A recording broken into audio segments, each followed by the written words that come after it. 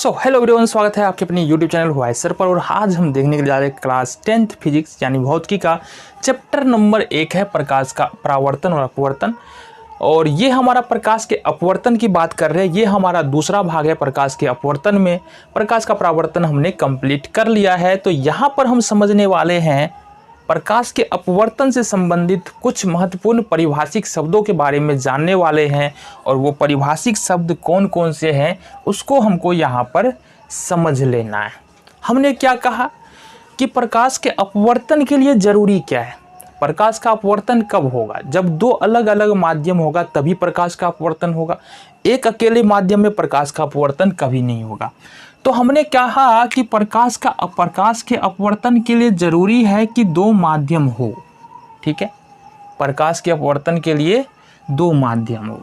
चलो जी, मान लेते हैं हमारे पास AB, ठीक है, एक सतह है जो दो माध्यमों को अलग करती है। क्या करती है?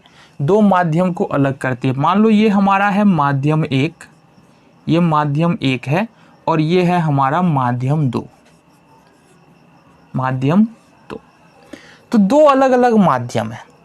अब प्रकाश मान लो यहां से निकला, ये टॉर्च मान लो। टॉर्च तो हमको अच्छा से बनाना आ रहा है। चलो जी, ये टॉर्च हो गया। अब थोड़ा अजीब टॉर्च हो गया, चलो हमको अपने को भी समझना है। तो यहां से प्रकाश निकल रही है, यहां पर आया भाई। इस सतह से टकराने के बाद इस प्रकार से इसका अपवर्तन हो रहा है। ठीक है, तो यहां पर हम क्या देख रहे हैं? यहां पर सबसे पहला चीज जो हमको समझना है वो होता है आपतित किरण। क्या? आपतित किरण किसको बोलेंगे? ठीक है, आपतित किरण किसको बोलेंगे, है ना? दो माध्यमों को अलग करने वाली सतह पर जो किरण सबसे पहले पड़ती है उसको हम लोग आपतित किरण बोलते हैं। तो यहाँ पर माध्यम 1 है, माध्यम 2 है। इस दोनों माध्यम को अलग करने वाली सतह AB है।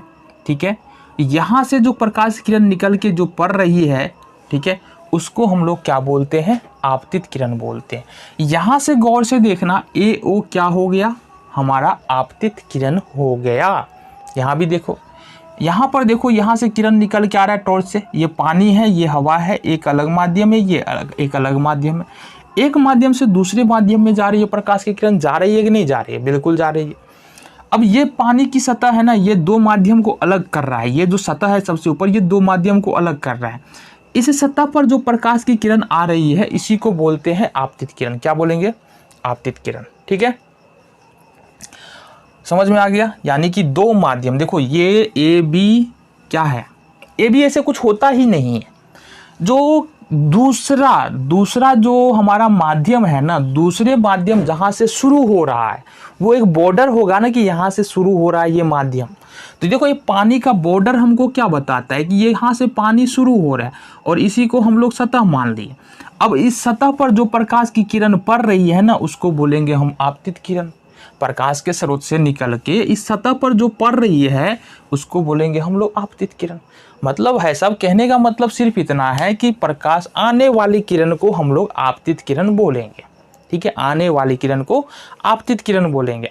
आ रही है और दो माध्यम को अलग करने वाली सतह जो है ना, उस सतह से आकर टकरा रही है तो उसको हम लोग बोलेंगे आपतित किरण। इतनी बातें समझ में आ गई? चलो जी, ठीक है, आ जाओ नेक्स्ट देख लेते हैं।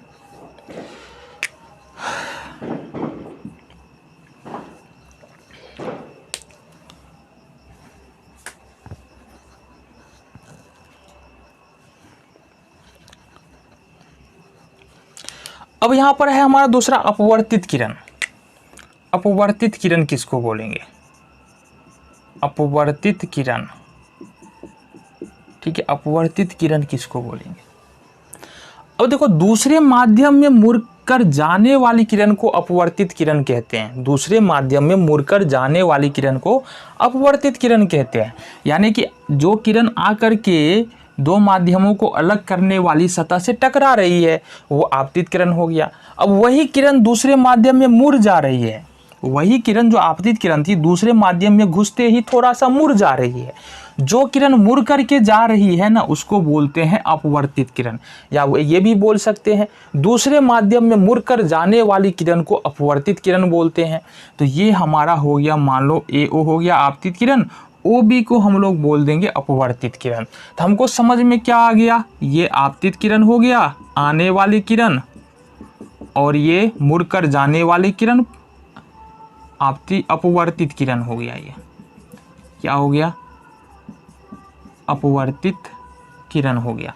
तो ये दो बातें हमको यहाँ समझ में आ जाती है, आपतित किरण किसको बोलेंगे, अपवर्तित किरण किसको बोलेंगे।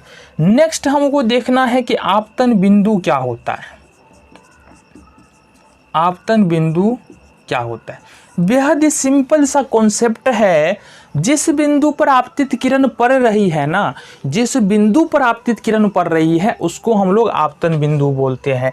तो देखो बिंदु O पर जो है प्रकाश की किरण पड़ रही है, इसको हम लोग आपतन बिंदु बोलते हैं। कितने आपतन बिंदु होते हैं प्रकाश के अपवर्तन में,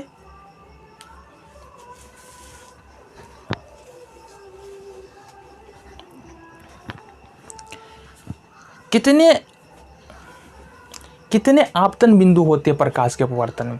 अब इसका ये नहीं है, देखो प्रकाश की किरण किसी भी माध्यम किसी भी स्रोत से तो एक निकलता नहीं है और ना ही एक जगह से घुसेगा। मतलब कहने का मतलब है टॉर्च से अभी हमने एक प्रकाश की किरण दिखाया है, ऐसा थोड़ी है कि टॉर्च से एक ही प्रकाश की किरण निकल के आ रही है।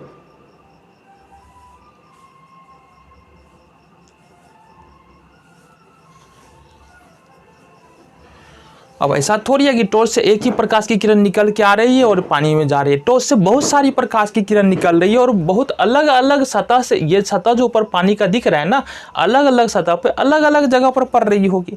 इसका मतलब बहुत सारा क्या हो जाएगा हमारा, बहुत सारा ये आपतित किरण निकल रहा है, बहुत सारा अपवर्तित किरण जा रहा होगा और बहुत सारा जो है ना आपतन बिंदु होगा, है ना। तो ये एक नहीं होता है, बहुत सारा होता है। ये समझने के लिए हमने बना दिया है ये आपतित किरण, अपवर्तित किरण और ये आपतन बिंदु है। जिस बिंदु पर आकर के आपतित किरण पानी में यानी दूसरे माध्यम में प्रवेश कर रही है उस बिंदु को हम लोग आपतन बिंदु बोलेंगे, ठीक है। नेक्स्ट देखते हैं अभिलंब। अभिलंब किसको बोलेंगे। अब देखो अभिलंब का मतलब क्या है, आपतन बिंदु पर डाले गए लंब को अभिलंब बोलते हैं, ठीक है। आपतन बिंदु पर जो लंब खींचेंगे उसको हम लोग क्या बोलेंगे, ये हमने दर्पण में भी तो पढ़ा है ना, कुछ कुछ मिलता जुलता है बिल्कुल। तो इस बिंदु पर जो लंब खींचेंगे ना इसको क्या बोलेंगे, अभिलंब बोलेंगे, है ना। ये 90 डिग्री का एंगल बन रहा है तो ये क्या हो गया, अभिलंब बोलेंगे। बिल्कुल 90 डिग्री, यानी आपतन बिंदु पर अगर लंब डाल दिए तो वो क्या बन जाएगा, अभिलंब हो जाएगा। आपतन बिंदु पर डाले गए लंब को अभिलंब बोलते हैं। नेक्स्ट समझ में आ गया जी, बहुत बढ़िया। अब हमारे पास है कुछ और बातें, जैसे कि आपतित की कोण, आपतन कोण। हाँ आपतन कोण लो, आपतन कोण क्या होता है, एंगल ऑफ रिफ्लेक्शन, ठीक है।